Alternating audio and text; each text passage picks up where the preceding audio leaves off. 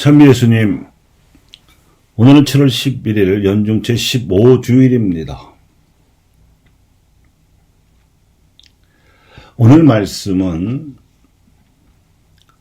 그리스도를 따르는 새로운 길, 즉 신준주 성범과 비슷해서 강론 제목을 신준주 성범이라고 잡았습니다.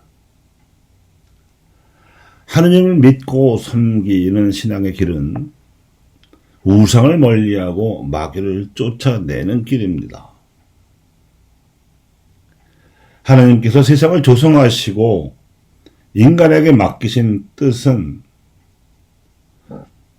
하느님께서 계시하신 진리 안에 모든 선, 즉 사랑과 자유라든가 자비와 평등이라든가 정의와 평화 같은 최고선을 기본으로 하고 인간의 존엄성이라든지 가난한 이들을 위한 우선 선택이라든지 연대성과 보조성은 물론 공동 합의성 같은 공동선을 구현함으로써 인류가 행복하게 살도록 하시기 위함이었습니다. 그런데 한처음 에덴 동산에서부터 이러한 하느님의 뜻을 가로막고 방해해온 마귀는 사람들로 하여금 힘을 추구하도록 부추겨 왔습니다.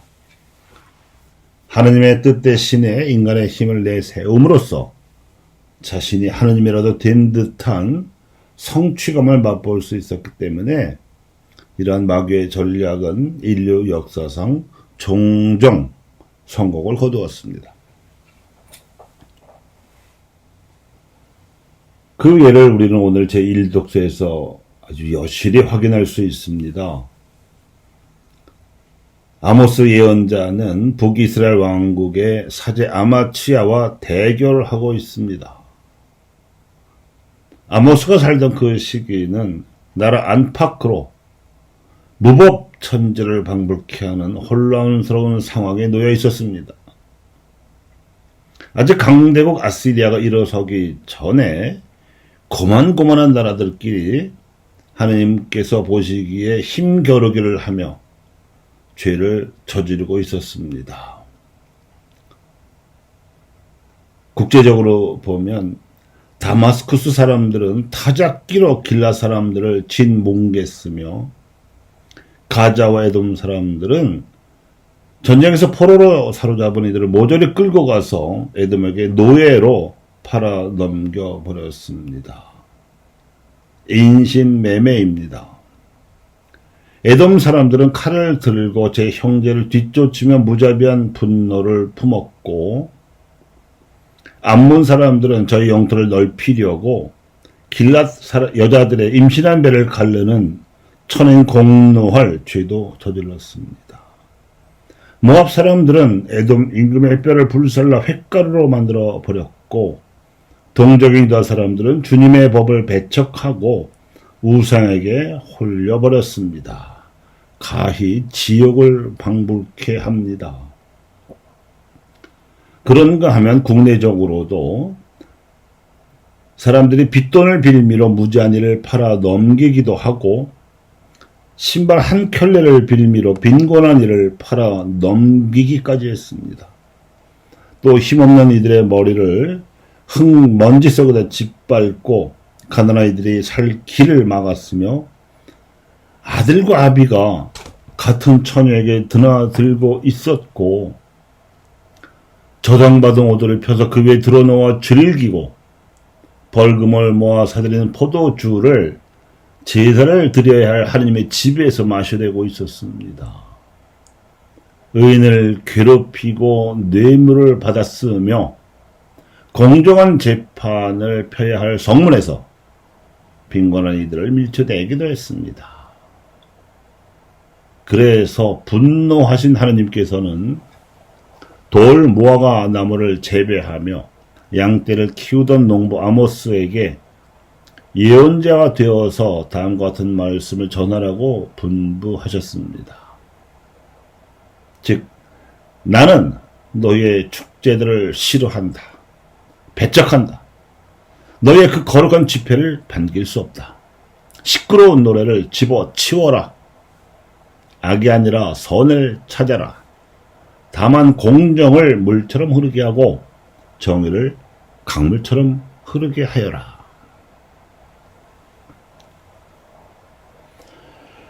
오늘 복음에서 예수님께서는 12제자를 파견하셨는데 그 이유는 이러한 아모스가 고발한 죄악들이 세상을 더럽히고 있는 상황에서 여전히 사람들을 부추기고 있던 마귀를 쫓아내기 위해서였습니다. 근본적인 처방이요 대책입니다. 그렇자니 마귀들려 고생하거나 질병으로 고통받는 이들을 돕는 일도 해야 했습니다. 하지만 가장 중요한 것은 하느님을 선포하는 일이었습니다. 하느님의 나라가 바야흐로 다가왔음을 예수님으로 말미암아 이제 시작되었음을 알리는 일이었습니다.